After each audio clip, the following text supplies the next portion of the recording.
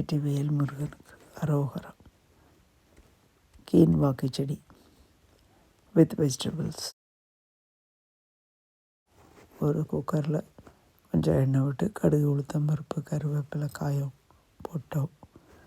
காய்கறிகள் தோட்டத்துலேருந்து ஒரு தக்காளி, ஒரு குடமிளகா, பீட்ரூட்டு காலையில் ஸ்மூதி பண்ணிட்டோம். ஸோ அதோடய லீவ்ஸ் இருந்தது, அதை பொடியாக நறுக்கி வச்சுருக்கோம்.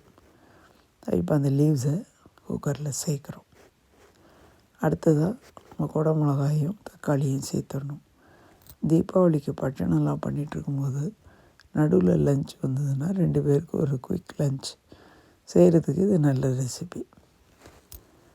இப்போ நம்ம இதை தக்காளியும் குடமிளகாயும் சேர்த்தாச்சு. சேர்த்துட்டு நல்லா மிக்ஸ் பண்ணிடணும் தரோவா. அப்போ தான் எல்லாம் ஒன்றா சேர்ந்து நல்லாயிருக்கும். இதுக்கு 1க்கு 3 பங்கு தண்ணீர் விட்டுட்டோம். 1 கப்பு நமக்கு வரும் மெஷர். கீன்வாவும் பருப்பும் சேர்ந்து, அதனால் 3 கப் தண்ணீர், உப்பு, கொஞ்சமாக மிளகுத்தூள் இதில் சேர்த்தாச்சு. அடுத்தது போட வேண்டியது பருப்பு. 1/2 கப் பயத்தம் பருப்பு இதை அலம்பி வச்சுருக்கோம், அதை போட்டாச்சு.